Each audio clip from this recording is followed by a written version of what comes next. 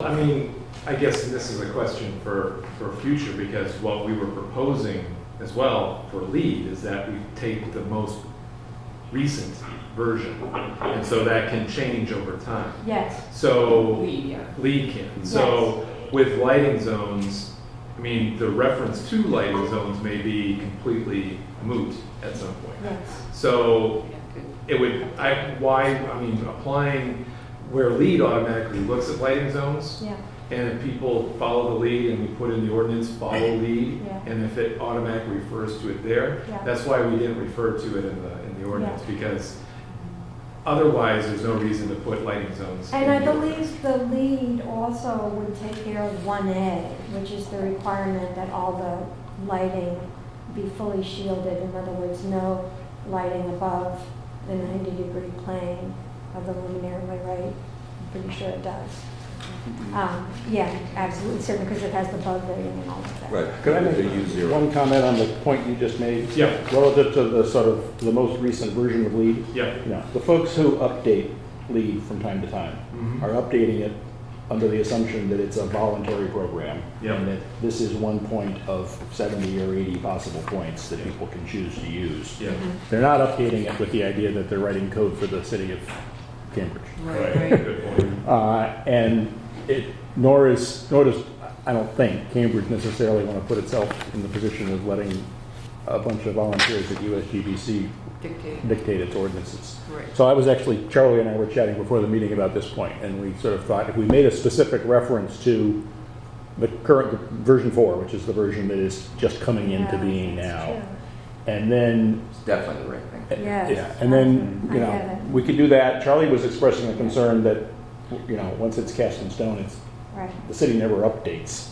Right. You know, there could be a reference to updating to future versions, provided such versions are, you know, certified as appropriate by, you know, the Commissioner of Inspectional Services or something, and there would need to be a process to go through to make sure that that was rational. Okay. But we ought to be writing to the standard that we're all talking about and understanding. Now, one potential loophole is, my understanding is that as the ordinance is written, folks are supposed to write this lighting plan saying that they have met the LEED light pollution credit, and sign an affidavit saying that's what they're doing, and give it to someone at Ranjit's office who files it in a When they file pull the somewhere. electrical permit. And that, Yeah. I mean, even though they wouldn't be Yeah. filing a lighting plan at a prescriptive standard, they would also have to sign the affidavit when they pull the electrical Right, permit.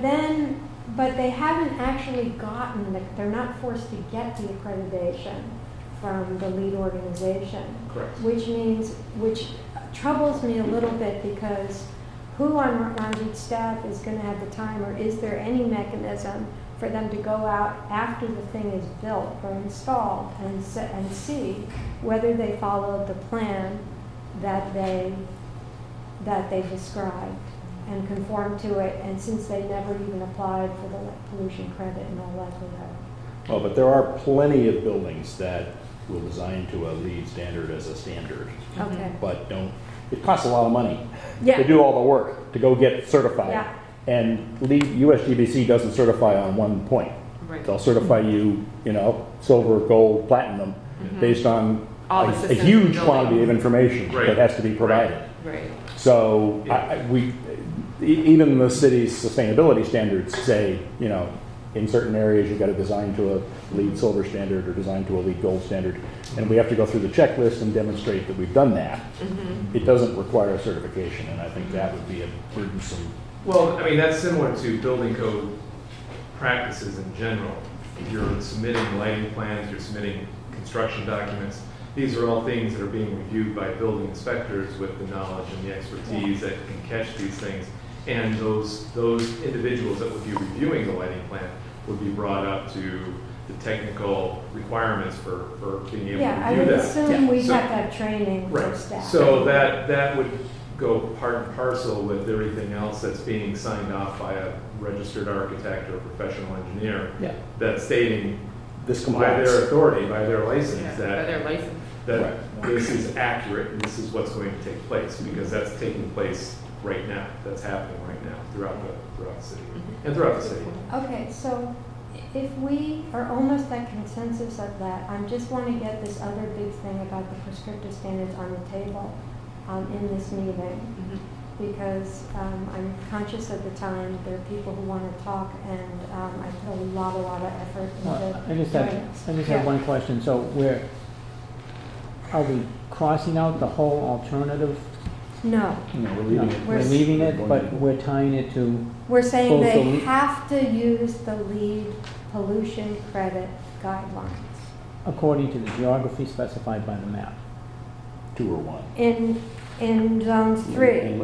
Right. In zone 3, or in any big project of over 10,000 feet, because what if there's an apartment building, like a big, huge apartment building going up on Mass Ave or something? Would it have to come? That's why I wonder whether we need to specify a minimum square footage besides just the zone 3. Yeah, I mean, I don't know that we got I mean, I think that we need to definitely find out from each of the committee members as far as what Yeah. is felt about that, because get clarification on the. Yeah, I need clarification, I think today, like, is 10,000 too small, is it too big? I mean, is everybody okay with 10,000 square feet being the cutoff? And so we're talking about LZ2 being 3 lux and LZ3 No, being 1 8 lux. lux. No, LZ1 is 1 lux, LZ2 is 1 lux, and 1 lux. LZ3 is 2 lux. Okay. So what Carolyn is proposing is that we're completely getting rid of the model lighting ordinance performance standard and only using the lead performance standard. Okay, Only for the alternative performance, I'm just trying to make the two alternatives be consistent in that category, rather than wildly inconsistent. and then, All right, you can still go through the performance standards once you've made your comments on that. and you're suggesting the performance standard be required for any property in LZ3? In LZ3, Over. or over, yes, in Over. LZ3 or anywhere over 10,000 feet, but I So have let's go to with defer to the 10,000. developer. Yeah, let's talk to 10,000 for just a second. Yeah. The city is using 10,000 in other places. Okay. Let me just suggest. And it's a little bit of a, we're picking it out of the air a little bit. However, we're not really, because the city, affordability, there's a series of things in the parking regulations. When you get above 10,000, retail is required to have parking. If it's under 10,000, they consider it a neighborhood building, and it doesn't. I mean, the 10,000 is not a weird number. It's actually used in numerous places in the ordinance to be the next thing, whatever that next thing is. So, for want of, is 12 the right number? Is 18 the right number? What's the current threshold for large project special permit review? Well, Can I have something for a sec? Yeah, Jeff? So just to throw something out there, if we're talking about, it's not, I actually following every word of the conversation. I can't hear it all that well. It sounds like you're talking about setting a threshold where you'd be required to meet the lead light pollution credit. Is that the gist of the discussion? Correct. In lighting zone 3, in lighting zone 3. No, not as part of the, not as part of, we're getting rid of 8 lux. Right. We're replacing the 8 lux portion with a suggestion, a requirement, for LZ2 and LZ3, of 1 lux and 3 lux respectively, and in LZ3, 1 and 2. 1 and 2, I'm Yeah. sorry. Well, I just wanted to make a suggestion if you're, or put something out there, if you're talking about size threshold, which is that we currently require lead review Right. and lead standards to be met for buildings that are 25,000 square feet or more. And there's going to be some proposed changes to that as part of the net zero task force recommendation, but the threshold will remain 25,000 square feet. So we already have a process in place for reviewing compliance with lead standards for projects that are 25,000 square feet or more. If it went below that threshold, it would have to be a sort of a different process. just to look at, So it would be better for us to just point to that process that's already taking place for buildings over 25,000 square feet. Well, just though getting lead compliance doesn't mean you're getting that lead point. Yes. So if Right. you want this, Yes. you have to be So, specific to that and lead I point. don't think it's a problem to have over 25,000 have to conform to the whole lead process, and having anything over 10,000 specifically conform to the light pollution credit. So again, just for, maybe I'm the only one thinking about this. For the performance method, in essence, for lighting zone 3, what is being proposed is that we're striking 8 lux, period, that performance option, and only going with the lead option. And I think I'm also suggesting that we might consider saying that for other projects more than 10,000 square feet in the city, they would also be asked to go with the lead light pollution credit. Regardless of zone. Regardless of zone.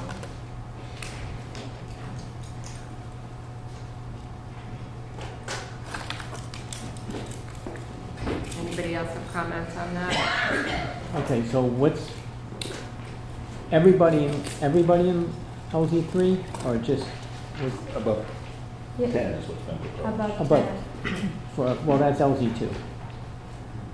Everywhere in the city's 2 or 3, right? 2 or 3? Yeah. So everybody above 10,000 square feet. And then LZ3 is just everybody.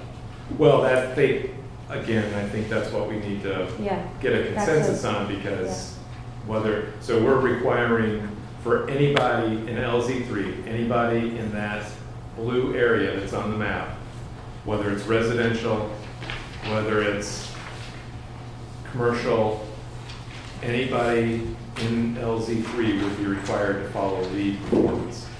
They couldn't choose a prescriptive method. They would be required to follow the lead performance. No. Well, I thought the prescriptive method, this was always an alternative to the Right, prescriptive. right. You can do the prescriptive, Yep, or you can do the performance. And the performance had 2 options Correct. Right. originally. yep. One was 8 lux, Mhm. And the other was and the the other light was, pollution credit. was the light, yes, the light Yes. pollution credit. And So- what we're now suggesting is that we either get rid of or we reduce to 2 and 1, the first of those 2 Mhm. alternatives, Mhm. and we keep the lead light pollution credit as the Yeah. other Yeah. alternative. Yeah. And I do think it makes sense to set, I think if 10,000 is the right number, I would apply it across the board, whichever district you're in. So I'm sorry, and I just want to, because I really want to make sure I'm getting it right. So, but we're striking 8 lux totally. No, I think what we're saying is that you can choose either to conform with the lead light pollution credit or the equivalent in lux at the boundary line. At 1 or 2. With the Right. full shielding.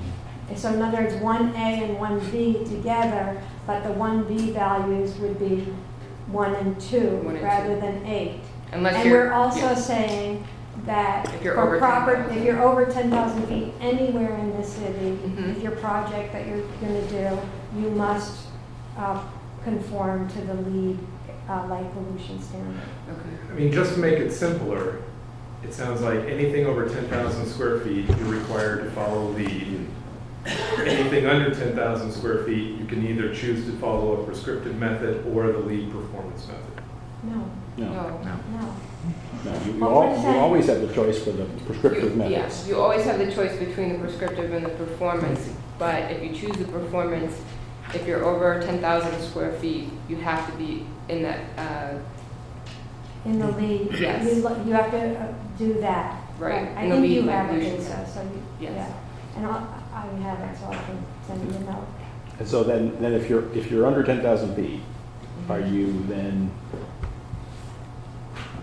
you still have the option of, 1 or 2 you lux. still have the option Of of, 1 or 2 of One or of two performance lux. standards, Plus, of either performance Plus and the well, shield. of prescriptive standards, Yeah, that's always there, Mhm. right, or the 1 or 2 lux or the lead. 1 or Right. 2 lux. right. If you're under 10,000 Plus, square You're feet. under 10. it's 1 or 2 lux plus the full shielding or the lead. Yes, Yeah. sir. Okay. I do apologize, I have to step out for just a second, but I also am cognizant of time because we have about, Yeah. we have half an hour left. Can we be sure that I can do my thing about prescriptive? Yeah, but I do have to step out for a second, I'm We are sorry. happy to give you a break. Well, what I Right, wanna when do does it trip? Right. It? is over If you're bigger than a 10,000 square foot building and you're and I wanna renovating get it, it on the table, so you know, the building code has trips, right, where, you know, you have And a I All right, think so they're not just so I can Right, get some sprinkler. clarification still, sorry. 50%, right? I mean, you're mentioning, and I just want to make sure we've got clarification on for the lighting zone, looking at LEED with the lighting zone of 1 or 2, dependent on lighting zone 2 or lighting zone 3. That, and correct me if I'm wrong, that is LEED. That is one of the options That under LEED. is part of the lead That is a standard. component. A component component, of the right. lead standard. Right, and then the other component of that same standard, I guess I just want to hear from Parsons Brinkerhoff, Paul, or Jeff. I mean, what are the things that you have to do to get LEED, to follow the LEED credit? If you are following the calculation method, which is, Chris, you can look this up online. no, I know that, but what I'm saying It's a is long that document. it's the same. With LEED, you can either do a vertical illuminance value, depending Right. on what the zone. Yep. Or you can use the bug rating, Right. depending on which zone it's in. And so, Carolyn, what you're proposing is that you aren't allowed to use bug rating. No, No. I'm not saying that. So then, I guess my question is, what we're talking about is either you follow LEED, you can choose to follow LEED if your building is under 10,000 square feet, Yes. or you can follow the prescriptive standard. No, or you can match LEED at least by the total amount of lux at the boundary at 1 or 2, depending on your district, plus the full shielding requirement, which are paragraphs 1A, So B, and so there. she's adding an extra component in. No, Right. no, it's already in there. already in there. It's already in there, which makes it already LEED, is what I'm Yeah. saying. There is no extra component. Right, It's so maybe- just LEED. Right, that's what I would suggest is you use the performance method as LEED. Don't worry about the square footage, don't worry about anything else. For an LZ3, the performance method is LEED. Okay, I would respectfully disagree with that because I feel like there are smaller businesses that can't hire, that could just go by the maximum limitation at the property line. And I feel that we should include larger projects in zone 2. But Yeah, because I wouldn't want to try to catch all the residential, I mean, this is Yeah. mixed-use neighborhoods, we want to overburden neighbors who could just, who are under 10,000 square feet, they could Yeah. use the prescriptive. They can use the note, they can use full shielding plus no more than 1 at the boundary. Right, but for someone to do the analysis to determine they won't have any more than 1 or 2 Yeah. bugs is gonna cost more money than it would take them to go to a catalog cut and pick out a bug rating of B1U0G1. That would be great, and that would then be their lighting plan. So they can choose that. Yeah. So that's what that's what I'm saying. I If see. you just use LEED, they're probably gonna go with the least expensive Got that option, which is gonna be Right. bug rating. Yeah. Okay, so that will require some. Yeah, I mean, I think you're still getting to the education. same price. It Okay. just narrows it down to just Okay. meet LEED. Let's run this by after the meeting then, Yeah. the details. Okay, so, So the 10,000 applies to a new building or existing buildings? what? Does The the 10,000 apply Well, I to new think what we're buildings or saying existing is buildings? all new buildings that require permitting or all new lighting plans that require electrical permits over 10,000 feet would be asked to comply with the LEED light pollution credit Mhm. or the alternative. Mhm. No, they would, the LEED light pollution credit. Or the prescriptive standard. And the existing ones would do it within 5 years. Even if they renovate the entire 10,000 square feet? Yeah, See, here's an example. yeah, Even before the 5 years, in year 2, yeah. there's a building that's a 50,000 square foot And building. it's renovating half But it's of gonna it. get renovated. Okay. The building code catches a lot, it does a lot of catch up on Okay. things I'm really glad you when you brought that up, renovate a David, building. because in the model lighting ordinance and in almost all the lighting ordinances I looked at across the country, there's a provision that these things kick in, usually when more than 25% of the property is getting redeveloped. Yeah, we should create a So threshold. I don't know why we Yeah. left that out, but these are really standard things in Yeah. lighting That's ordinances a good across thing. the country. Makes it clearer for Yes. them about when do we worry about it, when do we Yes. not worry about it. Yes, and it means that they don't do something within 3 years and then say, oh, 5 years, ooh, yeah. So right now we have, for sprinklers, there's a 50% space. If you renovate more than 50% of the space, there are quite a few sprinklers. Right. Should we be And- trying to match that? Well, I would hope we'd go down to 25%, because that is more standard across the country. In your opinion? But, okay, just real quick on this. So 25% renovation.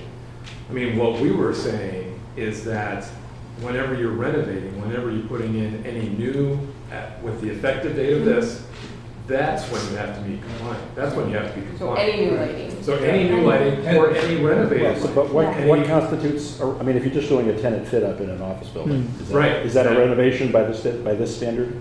Well, if you're replacing the lights at all, Outside. Exterior. Outside, exterior, So yes. we're really talking about the building and the So, exterior yeah, lighting. Right. exterior. We're not talking about So- an interior renovation Renovation of a or tenant whatever but- we're space. doing inside, Yeah. like anytime that anybody changes their light fixture, they immediately have to comply. Yeah. Oh, yeah. Exterior lights. Yes, that's, Now, what Oh, Carol oh, Lynn, God. correct me if I'm wrong, is proposing is that if you're doing an interior fit out Yeah. of 25% or more, Nothing. No, I don't think so, and don't quote me on this, because I think we have to look at the way the model light ordinance and these other communities do this, because I'm not sure okay. about how they define that Yeah, because percentage. we're basically saying whenever you change your light fixture, you have to come to immediate compliance. Yes. Yeah. So we're not even saying when you do a 25% renovation, Right. like if you change that light fixture, Right, Yeah. it's got to be Right. upgraded. Yeah. okay. And that's what's in the proposed draft right now. Right now, yeah. Can I just touch briefly on the prescriptive standards, because that's the whole ball of wax we haven't messed with at all. So I saw the same kind of confusion between different standards in the ordinance prescriptive standards. I started out by corresponding with Lisa about the equivalencies for the lumens and the wattage, but this table E that's in the draft ordinance prescriptive standards is largely derived, as Lisa pointed out, from the model ordinance table G. But in the model ordinance, this table is reserved for residential properties alone, not commercial areas.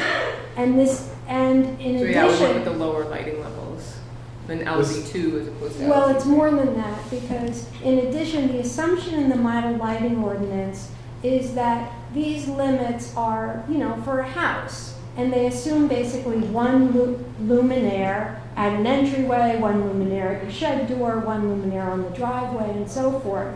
So there's no, and it's specific, so there's no question about how many of these things you could have lining your front yard.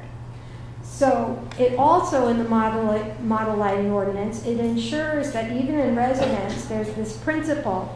First of all, it says that you can only have one partly shielded or unshielded luminaire at the front entry, whereas we have no limit on the numbers of them. And then it also ensures that there's no light trespass on neighboring properties by including that wording so that no direct glare is visible from adjacent properties.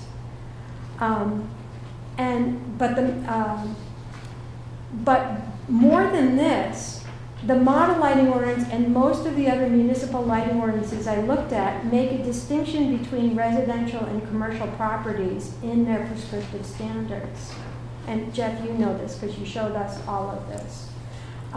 But in other words, in the model lighting ordinance, and this is from page 19, the first thing they require the commercial properties to do is to limit the total amount of flux or illumination on the entire property using a formula like total lumens to square foot.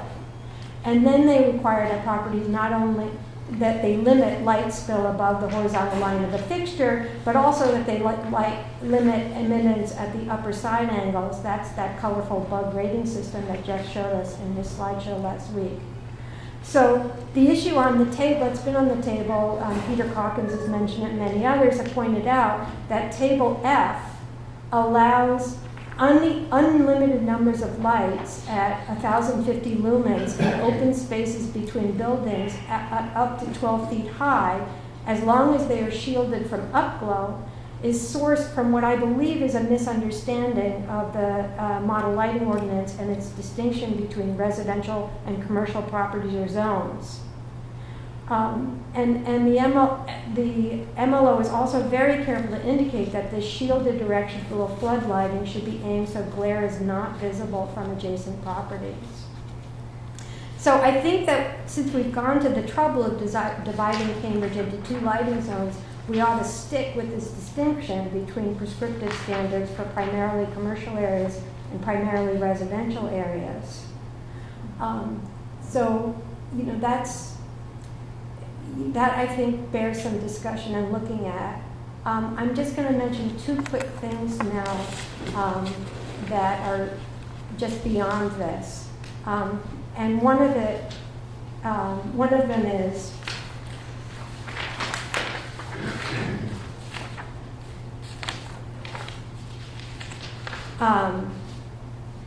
under light color. We've already talked about light color. You've already mentioned that the color rendering index is highly faulty standard. It's not included on lighting packages.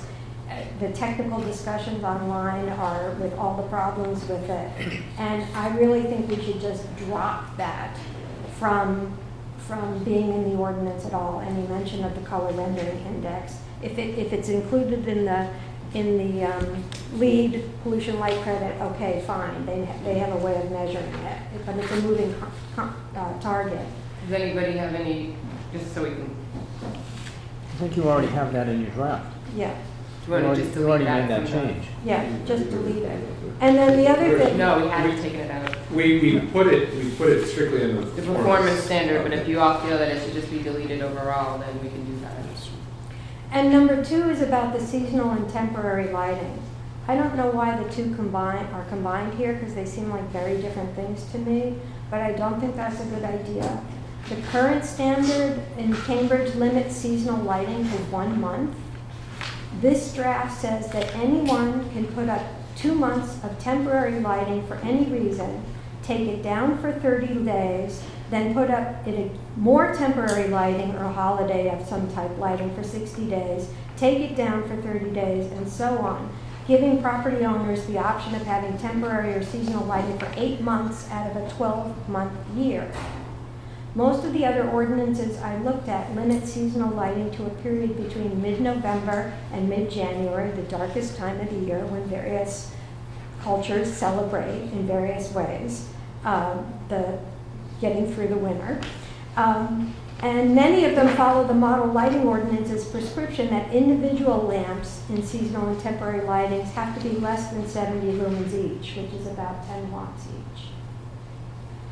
So that's 2 additional comments. Just to go back to the prescriptive Yes. standards. I mean, I'm curious of other people's opinions about breaking it out into, well, not, first of all, differentiating between LZ2 and LZ3 for the prescriptive standard, and then using the lumen levels that you suggested for those two, so differentiating between residential and commercial. How people feel about that. Anyone? I think what I'm saying is in some ordinances it was much clearer because they said you can't have any trespass of this amount of lumens except if it's an unshielded equivalent 40 watt or 25 watt bulb, and they limit the number of them. So, right. I mean, with that though, that again, I think that the concern there is that there is no basis for determining the number of fixtures to do that to limit. So there is no reasoning as far as is it 5, is it 6, how many fixtures are we talking about? It's an arbitrary number. Under 10. Under 10, It depends on how far your property's set back, how many you might need to light your walkway. exactly, Yeah. exactly. So, And I then- don't like limiting the number of fixtures, because we have so many different property types Exactly. in Cambridge. So then how do we get to the issue that you're talking about? So, which is- right, the problem that many people here were raising was in this table, basically you could say, well, I would like to have a wall of, 50 watt light bulbs, a foot from my front property line, Mhm. on 12-foot poles. Right. Well, I mean, again, it's dependent on within that standard, the location, the use of the fixture, and the shielding. I mean, shielding is identified what is allowed, what's appropriate, what's not Yeah. appropriate. So the only unshielded fixtures total would be either 315 or 630 lumen. That's the total unshielded. Right, but it fixtures that doesn't would say be how allowed. many of those you're allowed to have and where Correct. on your property. Correct. Right, and I think it's really, I think we're not gonna get to it by trying to limit the number of fixtures, because Yeah. again, we're just not gonna get to it. And it's really hard, right, because, I agree. I mean, you have a speed limit, but that doesn't mean everybody is gonna follow. You're gonna have, like, some of those people that are gonna put that, 50 pack of lights up, or, Agreed. similar. I mean, I think the So how do we purpose get to of, what you're trying to do? I think what you guys were trying to achieve was, let's say I'm very limited income and I've lived in this house for 50 years and I have, I just don't have a fixture on my front porch. I screw a light bulb in and it's bare naked. Yeah. We just want to say, hey, would you screw a 40-watt light bulb rather than a 100-watt light bulb in there? But that's what we're saying. I know, but the problem is that you're trying to make this table work for that circumstance as well as all commercial and areas of the city, the entire city. Yes. And that a business could take that and mean, well, I'm going to line the front property of my business with a row of 100 40-watt lights on 12-foot poles. And a lot of the other ordinances limit this by either having a spacing requirement between fixtures or a minimum kind of some kind of formula like that, or a maximum number per square area. But you see, the 12-foot, at first I thought 12 feet high, that's really great, that's lower, and we've seen so many that are high up on buildings, but then I realized, and I found this in the Navy's model ordinance discussion in the lighting code, that can be counterproductive, because someone could say, I want to save money, I want to have 12-foot poles, but I want as few as possible. Therefore, I want the light coming out of the poles to be as horizontal as possible, to cover as wide an area as possible. And that's a recipe for glare.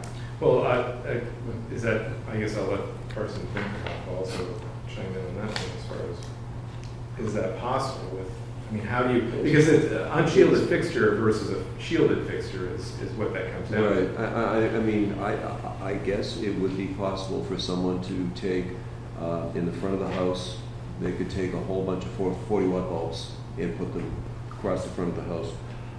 It's difficult to put a distance between them, maybe because a typical installation like this would be wall sconces on each side of the door. Exactly. So it's 3 feet apart. So do you Right. make 3 foot your spacing maximum? Right. Because you wouldn't want that. Right. If they carried it down the whole length of the house.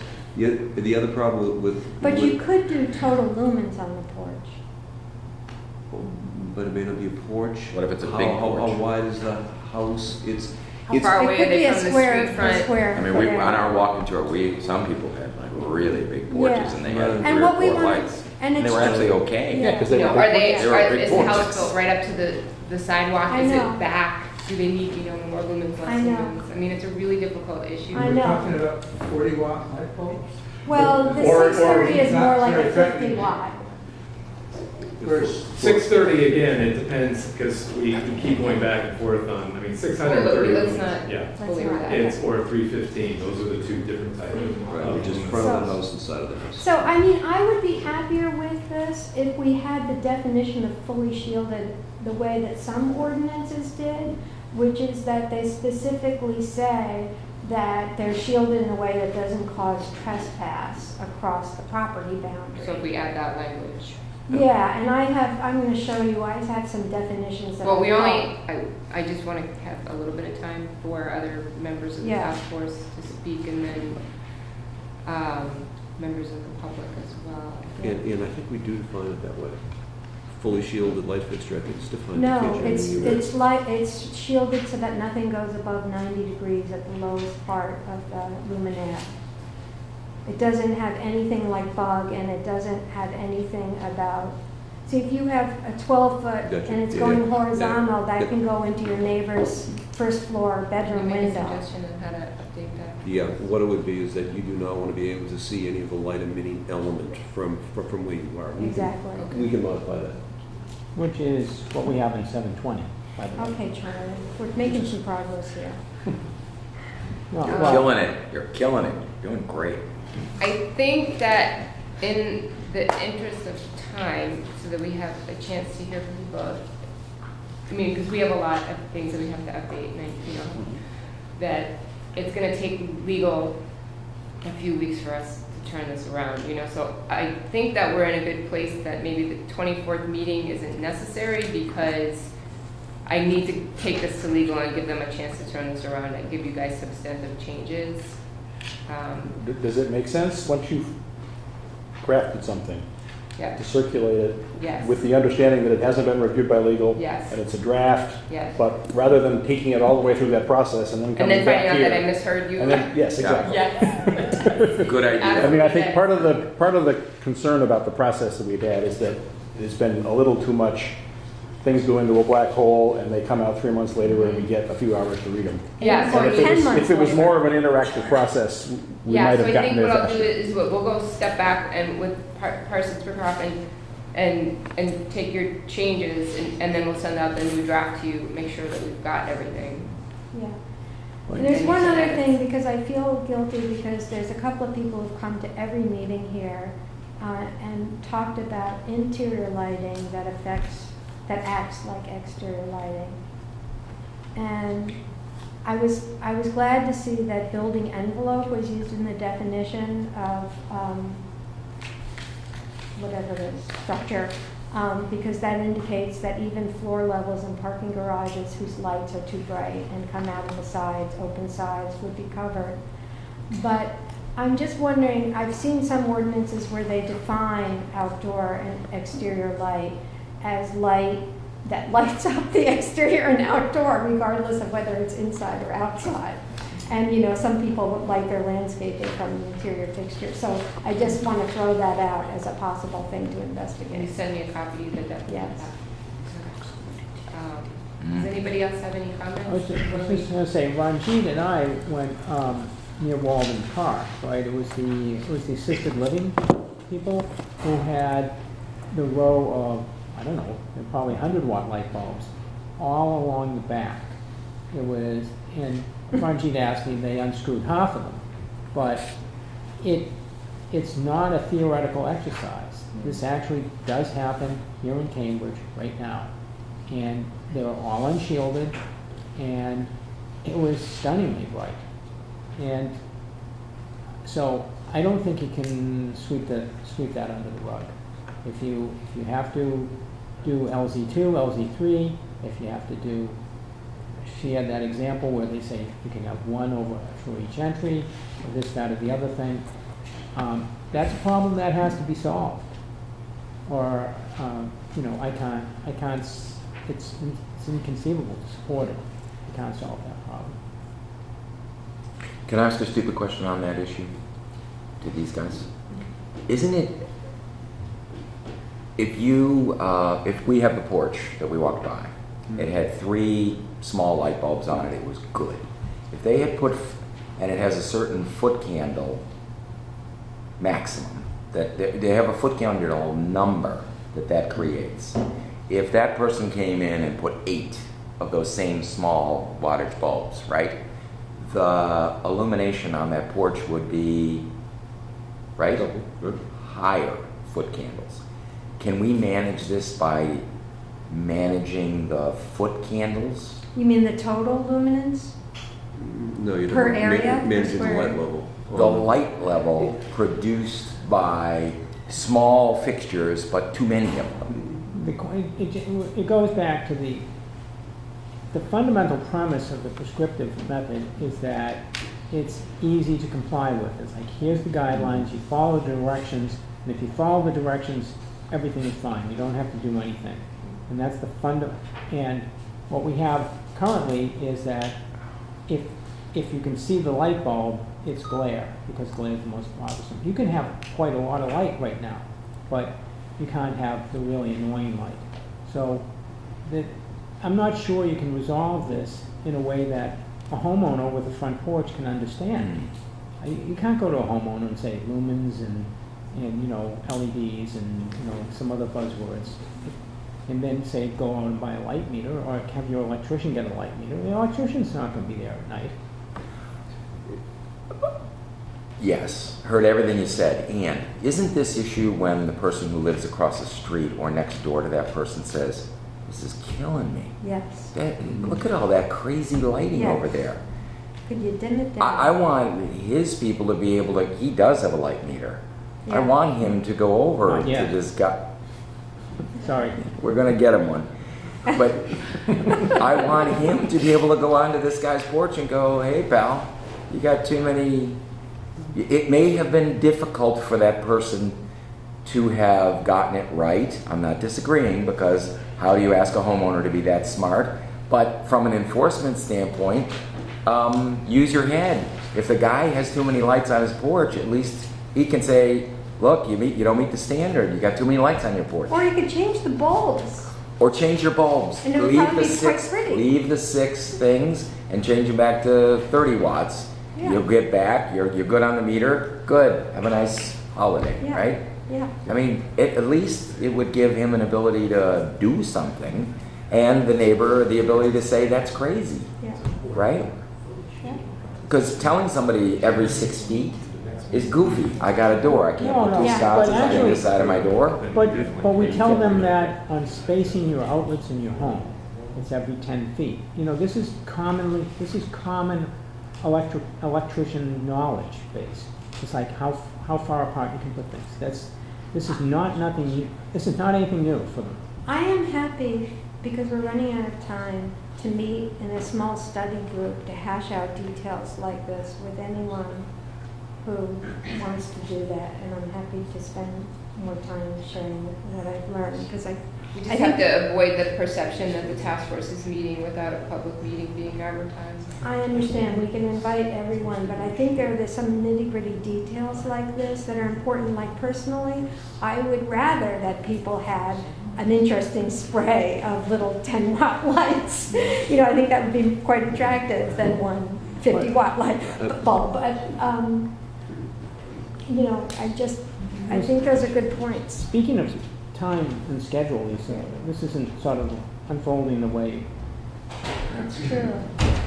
that I was told. It's like, so we're embarking on what looks to me like a multi-month process here, because it's going to take. You just said it's going to take some number of weeks to come up with a draft approved by legal, but in the interim there's other things, and so then we'll sit down and there'll be a bunch of revisions, and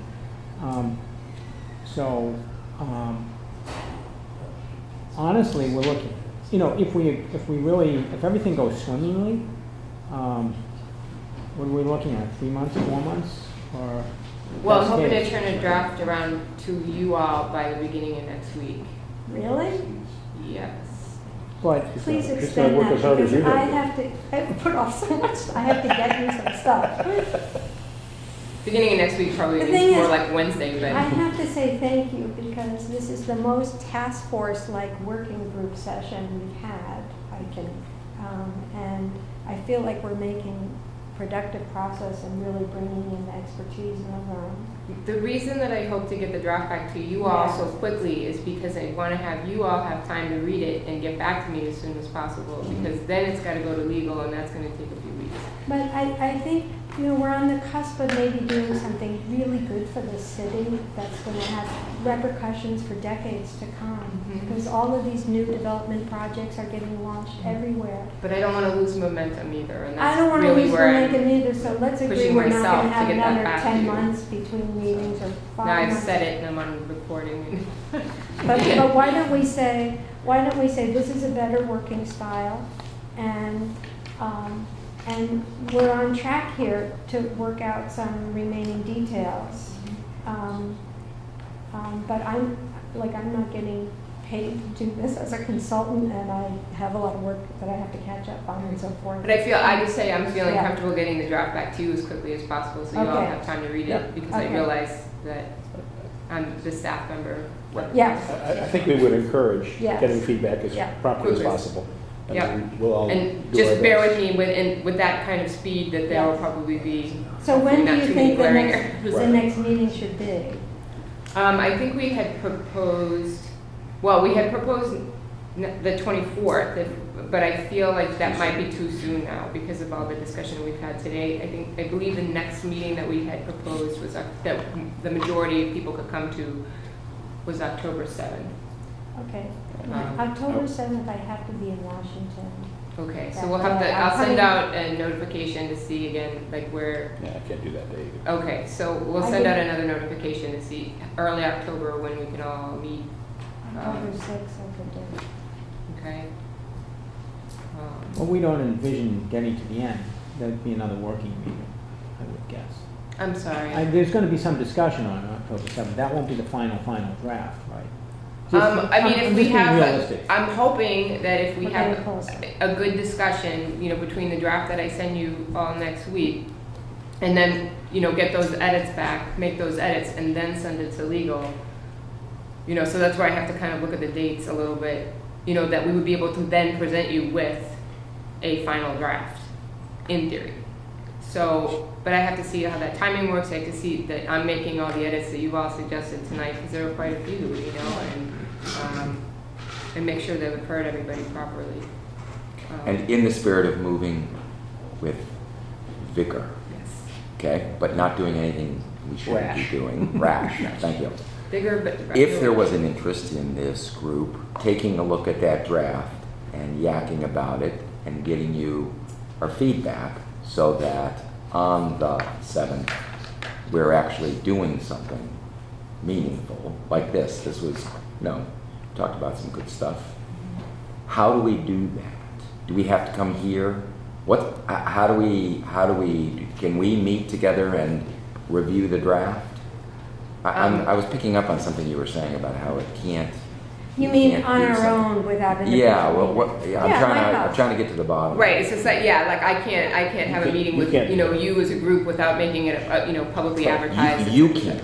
Yes. Oh, But I okay, can but if have we one. don't invite you, we're good. Yeah, that's fine. Just want to be clear. Oh, right. Can I invite him? Seriously, no, I'm actually not kidding. He's okay. right? I think that. He's a member of the No, he's committee? available for phone consultation. He's available for phone calls, right. Uh-huh. Right. Okay, I no, think good, it's- good. I mean, I remember that the Central Square Committee that a colleague Yeah. of mine was on met several times independently. Yeah, Yeah. okay, so we're good. It's just, Yeah. you can't come, and fine. And maybe we could call Jeff and Paul for a quick consultation or a question. We'll see.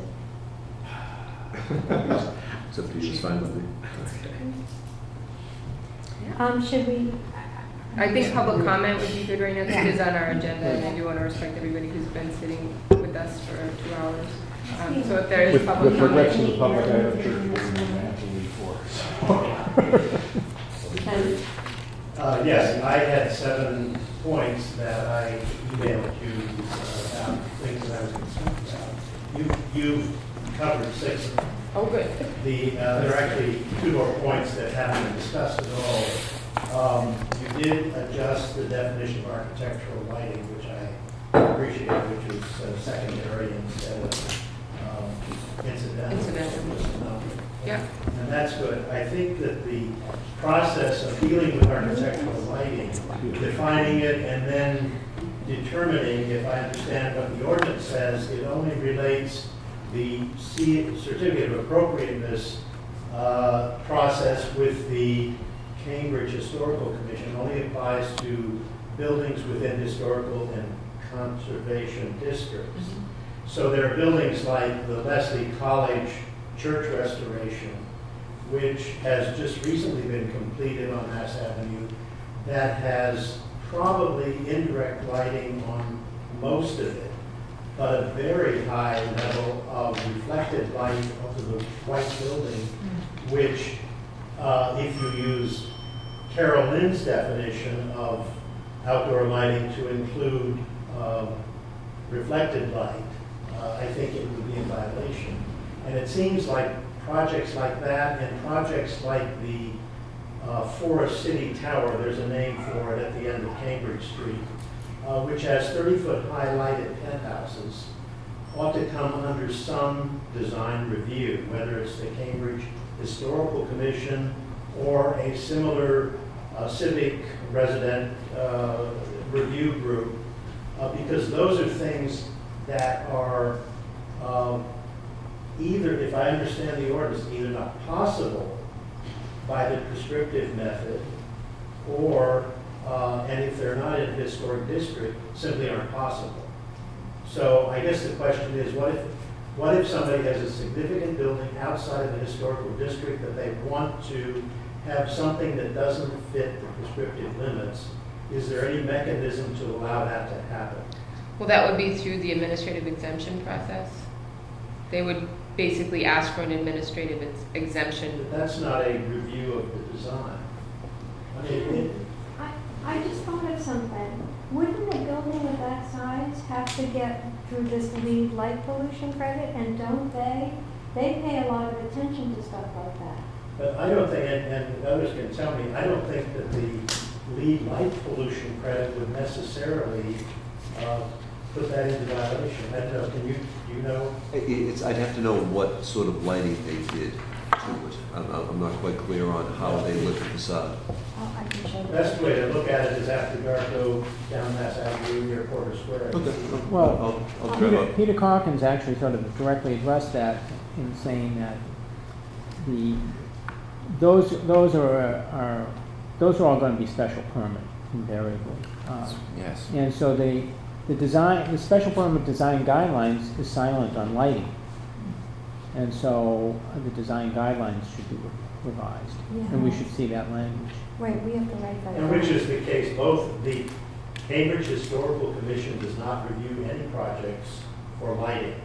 They review it for lighting equipment. They actually have no interest in reviewing it for lighting. Right. So I would also suggest that in order to have the ordinance go forward as written, that you would have to have the city mandate that the Cambridge Historical Commission actually review for lighting per this ordinance, because they don't do it now and they're not interested in doing it. This goes back to when you take it out of zoning, you get rid of the BZA, and it goes back to having a lighting commission, which is what you just started off saying, and which is what Quentin talked about last time. So you'd have people who were just doing lighting reviews, and it would give an appeal process to if they were denied by Ranjit, or if they objected to any of his decisions, there'd be an appeal process that didn't involve going to court. That's how zoning works, and that once you eliminate zoning, you don't have that. So maybe we just don't have that. We did talk to legal about that, and they are adamantly opposed to having citizens adjudicating the rights of other citizens. And so we're not going to move forward on that. Any type of a citizens review. And the committee. Cambridge Historical Commission doesn't fall into that category. No, they don't, but. I don't have a problem with them doing it as long as they agree to do it. Yeah, I for mean, sure. don't we They need to will. know that they will do it if they're written into this ordinance? I don't know that we can do that either. I have to, Yeah. so. I mean, I But almost. I did hear the point. I did And see it then in the relative to that, it ought to be because if this is poured into their normal review process, then the COA is likely to get lost. So the question is, do they need a specific separate application, a separate certificate of appropriateness for this? It's an issue that I think needs to be addressed unless you want to just let things go the way they are and then fight it out in the courts if somebody's unhappy.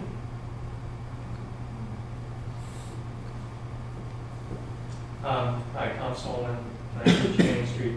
You actually addressed some very important things that I was concerned about, so that's great. I'm still concerned about the exemptions, specifically exemptions for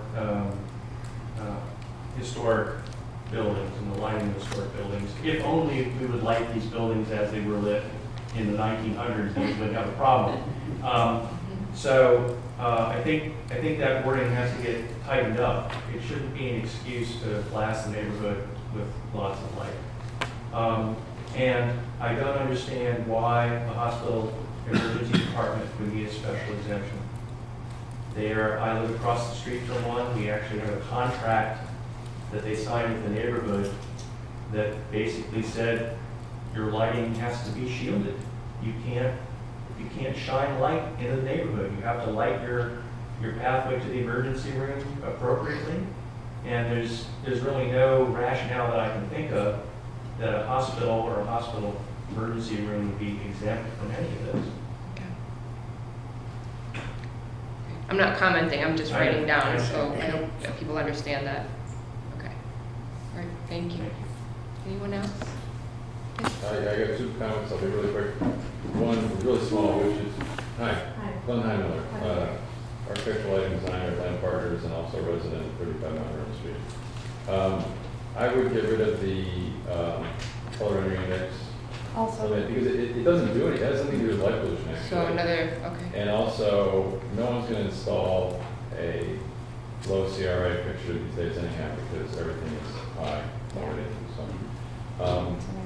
So, what I'm hearing, the direction you're going, sounds pretty good. I'm gonna repeat what I think I'm hearing, and I'll tell you what's right, which is that the performance method would be comply with the LEED light pollution credit, and that will be required for all projects in the city above 10,000 square feet, whatever, regardless of where they are, right? And they would comply with the light pollution credit depending on what zone they're in, because the requirements change slightly at your zone. Depending on which zone you're in, yes. So that zone map would be part of the ordinance. Well, the areas would be part of it. It wouldn't reference the map Okay, actually, whatever, but yeah, the what's yes. zone, whatever, Yes, that yes. would be clearly Yes. defined in the ordinance. That sounds pretty good to me as someone who thinks about this stuff a lot, about light pollution control for large commercial projects. Mhm. So that's my comment. I also say, if I can be of any assistance with crafting the language about specifically about how you apply the LEED light pollution credit as the ordinance, I'd be happy to offer that informally, because I think, without sounding too big headed, I probably know a lot more about the credit than anybody else in this room. So, and I also have dealt with, design projects to comply with it too. So. thank you. Thank you. Marilyn Owens, 651 Green Street. I appreciate the comments about indoor lighting being actually outdoor lighting, because the light actually does exit the building and affect the exterior. And I was interested in the change of title of the draft ordinance from lighting ordinance to outdoor lighting ordinance. I don't know whether that implies that it will be an indoor lighting ordinance, or whether I don't know. I point this out because I believe it is a major problem that will be coming with all the skyscrapers that are now planned for the city, and the city is banking on, so to speak, in addition to the courthouse. So I point that out. I also don't like the exemptions. For example, playgrounds exempted. Have you been to the new King Which one is, School? I'm sorry? Playgrounds. The city basically gets a free ride for anything it wants to do. And there are people who live next to city buildings and facilities, and they are affected the way other human beings are by light pollution, which again is a public health hazard. And on that point, again, I'll tell you that, your zones and the commercial zones, remember that these are mixed-use districts, and the city with its affordable housing, inclusionary zoning rules is causing people, and increasingly families with children in the public schools, to live in these buildings, and with the light that you are now setting standards for. So light pollution, like noise pollution, is known to interfere with proper sleep. It's known to interfere with ability to learn, concentration, as well as other public health things like diabetes, high blood pressure. These are public health issues that the stuff you're dealing with actually bears on. And I think that you've thought of it only in terms of the construction industry, the design industry, the city's tax base, and how it might look to one neighbor whose neighbor has an offending porch light. But I think it's much more complicated than that, and I don't think you're actually focusing, and I hope you do, on this aspect of it.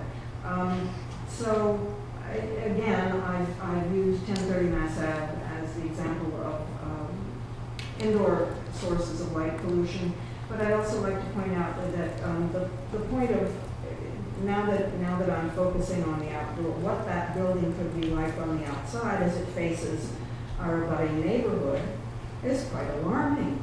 I mean, this question of 40-watt bulbs on 12-foot poles, there's a change of grade between our properties and the buildings, so-called grade as it abuts our property line. So, I mean, if you try to factor in that kind of light pollution from the outside, even with 40-watt bulbs at what, on 12-foot poles, at what space? Is there any limit? This is a problem that one of our neighbors, who's an engineer, has raised when he looked over the draft. You know, what we have is not adequate. I don't think it takes into account, for example, change of grade or the tall building. All right, so thank you. Thank you. Is there anyone else has a comment? Kelly over there. Oh, I'm sorry. Okay. I'm Kelly Beatty. I work at 90 Sherman Street, not far from Glen. I've attended most of these meetings. I really like the way this is going. Thank you for that. Just two quick things. One is that you know, you mentioned like noise pollution, and I don't think you should be afraid to create a standard for everybody, whether it be prescriptive or performance, that has as its ultimate backstop how much light are you allowing at the property line. In your noise pollution ordinance, you have a very detailed, you know, if I measure too many decibels at your property line, you're not in compliance. And decibels is a complicated thing, and you know, people don't know how many decibels they're emitting when they crank up their speakers, but you have an enforcement standard. And I think that come up with some lux measurement at the property line, both vertical and horizontal luminance, and make that a standard for all zones, right? That way, that's your ultimate backstop from somebody who wants to put 40-watt bulbs against their property limit, you know, a whole bank of them. You have a standard. You can say, too many lux, sorry, you're not in compliance. The second thing I wanted to mention is that you've got the potential here for two lighting ordinances, 720 and this one that you're developing. And you can say, gee, let's make them consistent with each other. I think there's a potential for confusion on the part of people who are trying to conform. Why not incorporate what you've got in 720 now into this new lighting ordinance and say it replaces 720 or however you want to do it? I think having two ordinances is a kind of. My last thing is, I'm on the board of directors for the IDA. We're holding to 3,000 Kelvin as reasonable, anything higher not reasonable. And so I would argue for the lowest color temperature. It's not like lighting up your city with candles. Modern fixtures, even at 3,000 K, I think Paul and Glenn will back me up on this, still have a lot of blue light component to them, high color rendering index. It's a beautiful, warm, ambient kind of light, and I think you would like that. If you're concerned about somebody objecting to 3,000 Kelvin, you know, you can't put a recommendation in, then say something like, you can have 4,000, but it has to you have to have a variance, you have to prove that you need it, or something like that.